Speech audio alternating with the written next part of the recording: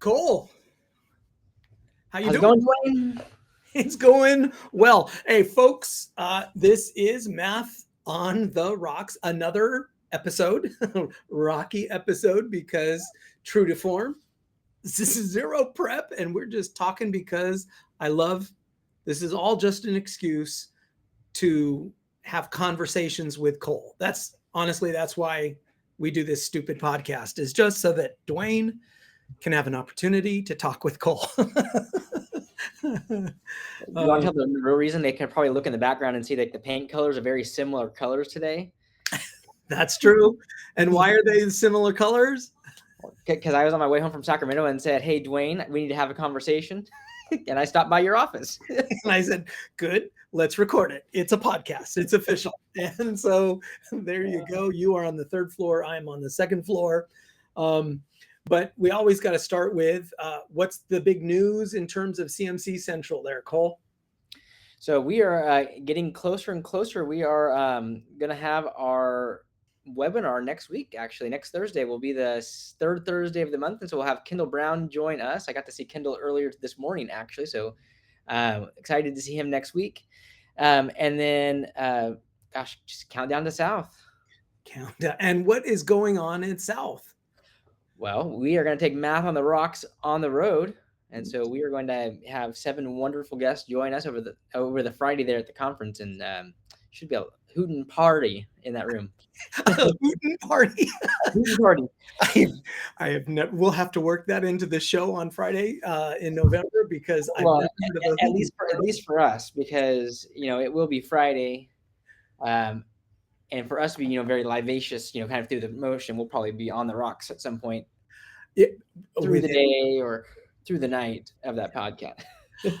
Shout out to Deb Nix because she's going to be in Palm Springs. And I know this because she sent me an email and I replied to her. So pat on my back, kiss my brain. I replied to Deb Nix. So Deb Nix is a wonderful friend of the podcast from Mind Institute. And she was like, "You're going to be down in Palm Springs?" And I said, "Absolutely. We're doing the podcast." But I'm also Saturday, Robin, a colleague of mine on my math team, she and I are going to be presenting on Saturday. So I'm going to be busy at Palm Springs. Just wait till you see the shirt I made for Saturday, Duane, when I show up to your session. Oh, I am officially nervous now. Do we want to tell people what we're going to be doing with the podcast? Sure, let's do it. Yeah. Okay, what are we going to do? Go. So we are inviting 7 of our friends in the math world. Some of them are going to be some edulabrities, if you will, out there. And we are going to put them to the test with our live studio audience, kind of like a convince the skeptic. So we're going to ask our audience to be like all those grade level leads that never want to do anything and how hard it's going to be and how that will never work. And then rely on our guests to actually convince them of things that they could say to maybe turn on their colleagues to get them to maybe want to invest their energy in some change. It's going to be a lot of fun. I love it. And actually, so as you're sharing this, like I know what we were supposed to be doing, but this just gave me the episode, what we're going to talk about for today. Because here's the deal. Here's my thought. And Cole, correct me if I'm wrong, and we'll talk about something else for this podcast if you want. But here's my thought. One of the problems with the conference is we are preaching to the choir. The conference is literally only those who are interested in math, interested in what they kind of know is going to happen at this conference. And so any kind of gathering, for the most part, we're preaching to the choir. And so the idea of our recording live down there is the problem is when you bring in, like, one of our awesome guests is going to be Fawn Nguyen. But the problem is everybody needs to hear Fawn Nguyen, not just the choir who's already showing up because they're like, "Oh, we love Fawn Nguyen." And of course we love Fawn Nguyen. But what we need are the people to show up who are skeptical of Fawn Nguyen, or skeptical, not of her, but of the ideas that I don't know, we need to embrace productive struggle. We need to embrace ideas, big ideas. We need to embrace visual patterns and creative ways of thinking and insert joy into our day. And so we need people who are kind of skeptical of that kind of message to come. Unfortunately, they're almost by definition the ones not going to come to a conference. So our idea for the recording of the podcast live down there is to somehow record some podcasts where the skeptics get to be heard. And that's the audience. The audience is going to play the role of the skeptics because they are very likely teaching in a room right next door to a skeptic or a denier altogether. And so they need to practice asking the kinds of questions the skeptic would ask. And that kind of develops empathy. So they get to be empathetic for a second by putting themselves in the shoes of the skeptic and saying, well, what would a skeptic say? So that's empathy right there. That is a gap closing behavior. If you can put yourself in the shoes of the other guy. And then it also gives our guest, in this case, let's say Fawn Nguyen, experience to bust out some new content that she might not otherwise share because she's in a room full of converts already instead of a room full of skeptics. What do you think of that? I think that's right. And I think specifically for Fawn's session, though, I think we should have like a whiteboard behind us to tally how many cuss words she dropped in her response. I'll see if I can work that in onto our screen. Like, can we do it digitally or something? Or at the very least, yeah, some person. Some kind of tally. We won't even tell her what it's for. We'll just be tallying it up. And she'll be like, what are you guys doing? See if she catches the pattern. That would be fantastic. Let's do I that. think you're exactly right, though. I think that the goal is really to help provide some language that people can take back with them, right? To help motivate the writers in their school building to want change, right? Yeah. And they want to do it. I mean, they know that it's good for kids. And often teachers want to do it. It's just that convincing them to exert the extra energy to do something different and showing them that it's worthwhile, right? So how do you motivate that writer to then want to do that? And so I'm really excited about it because we do have quite the lineup of folks coming in on that day. So it should be great. Nice. I can't wait. Like, people probably don't, listening to this podcast probably don't believe, but I don't know who our guests are beyond, I think, Fawn Nguyen, Kathy Williams. Am I allowed to say that, or do I have to edit that out? You're allowed to say that. Okay. Do we have any other names that you want to share, or are we going to hold off and keep? I think why don't we slowly release these over the next couple of weeks to get some build up? I like that. Yeah. So you got to tune into the next episode to know who you might get a chance, right? Because there's going to be some pretty hard to find tickets down at South. Might get a chance to be part of the live audience. Only 50 tickets. Yeah. I've been tweeting this out. I've been working hard now. Twitter is an absolute cesspool. So I also have been putting it out on like Blue Sky, but like 4 people are on Blue Sky.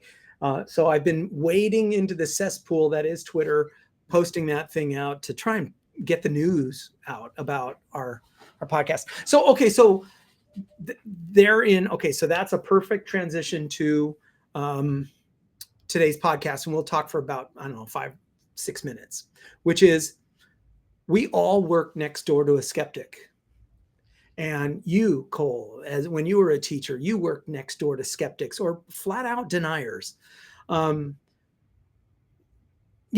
was your strategy? What did you do? How did you survive? Like, it can't be confrontational every day, where you're just beating the person down, because then eventually they try and avoid you in the hallways. So what was your strategy to work alongside of and then bring onto your side these skeptics or deniers? What did you do?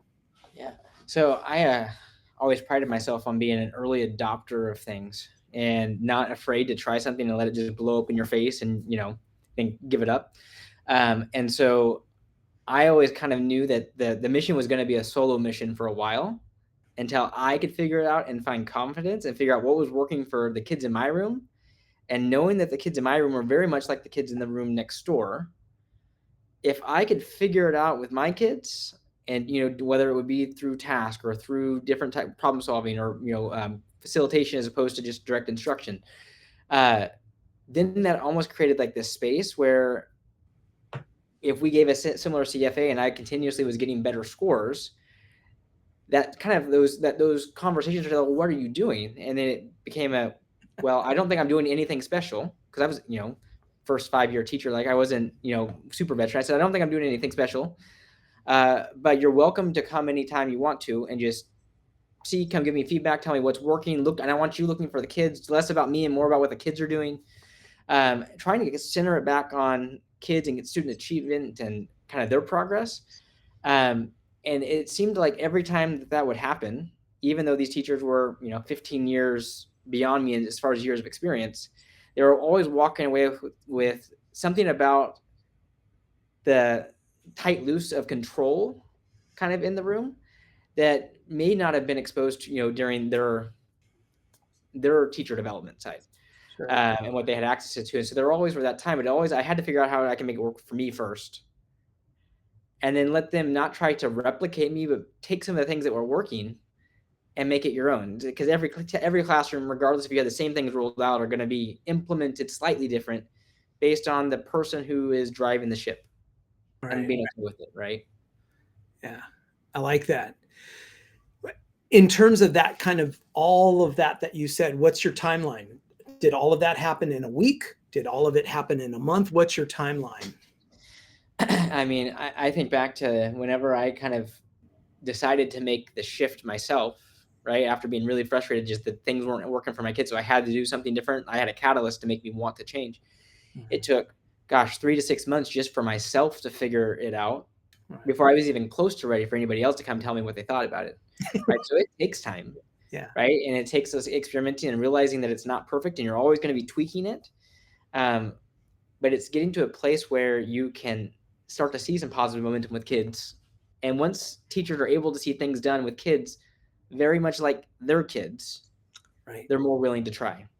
But when it's just, a fancy researcher or whatever throwing these ideas into the universe, and they don't have that actual what it could look like, then it's kind of a barrier for them to try something. Yeah. The reason I was asking about the timeline for you is because I had a recent experience where a skeptic, she came up to me and said, she saw the light and she understands what I've been advocating for, and she's bought into it. She's whole heart. She's just jumped in with both feet, and which was wonderful. But I've been working with this lady for 7 years.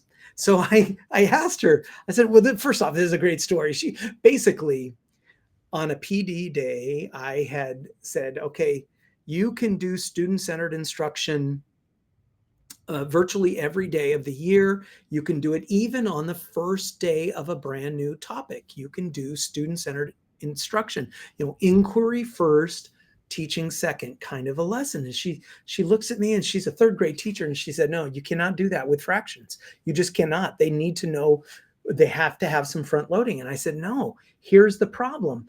I said, you can give them the story of 4 kids sitting at a table. There's 5 cookies. How many cookies does each kid get if each kid, they all get the same amount of cookies?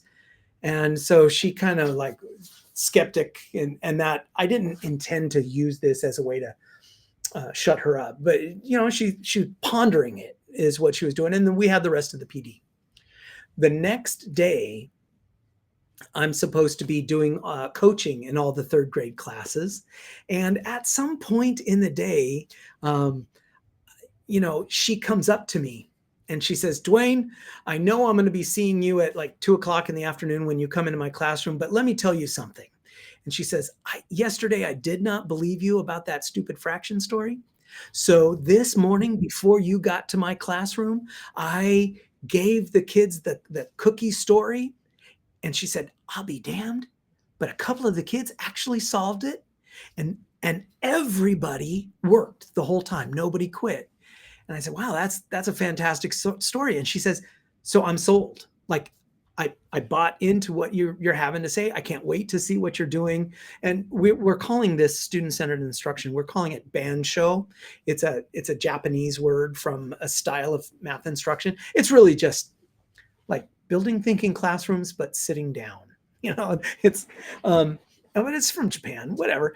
And anyway, so she's like, I cannot wait to see more of this banjo thing. My kids loved it, And so I've seen her a couple of times since, and she's like, I'm still on the train. And I'm like, like, why did it? I've been saying the same message for 7 freaking years. What happened? And she just basically gave some sort of version of, she finally came to this grips that her system wasn't working and she needed to try something different. And so she might as well try my stupid idea because her good ideas weren't working. So she might as, but 7 years, dude, 7 years. And I think that's just kind of a reminder to everyone listening that, just like our students, every teacher is kind of on their own timeline of development, right? And kind of on their own journey based on their past experiences. And some are going to be quick to try, and some are going to be kind of quick to try, and then some are going to take you, between now and your retirement to get to a lot of change, right?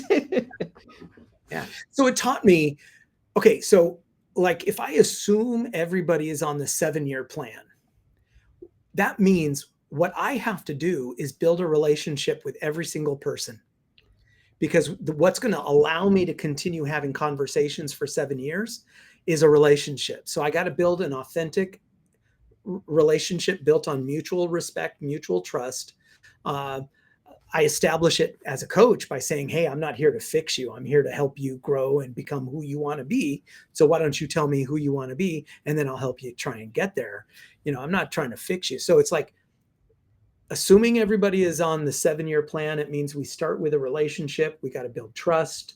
And then over time, we engage in these conversations. I think in the short term, I have to, when I'm having conversations with these people, I have to agree to myself and just be comfortable with losing today's battle, because what I'm trying to do is win the 7-year war. And not to suddenly turn this into a violence thing, but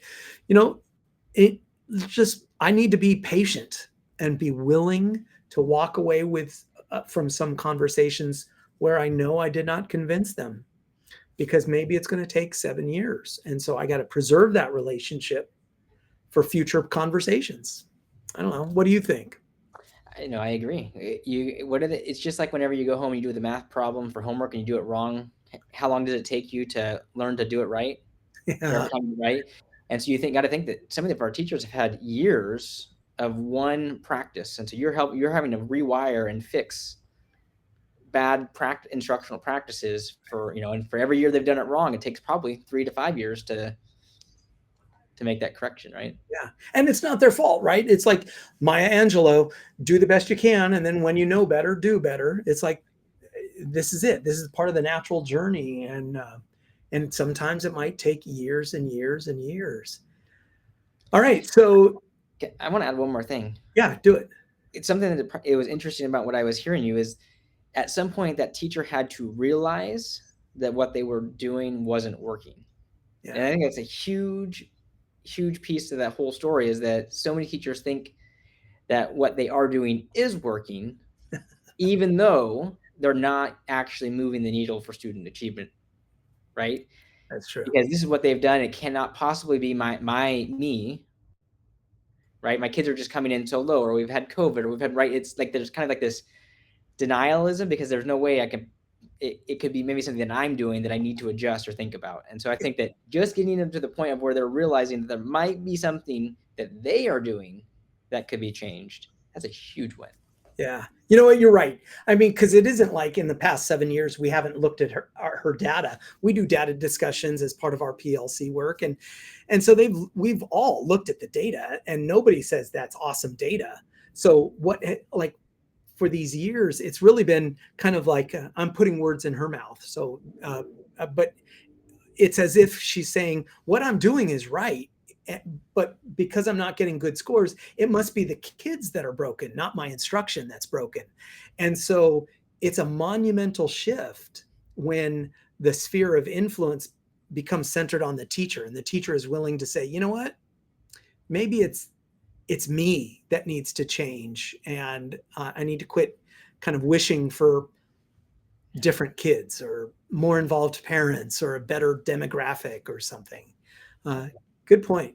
Really, really good point. Hey, Cole, I cannot wait to do this podcast thing in Palm Springs. This is going to be fun. Yeah, I just hope that our guests are ready for what's coming. Yeah.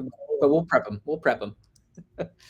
I don't know if I'm going to be ready. I mean, to be honest. So we're going to put in the show notes registration to the Palm Springs conference, CMC South.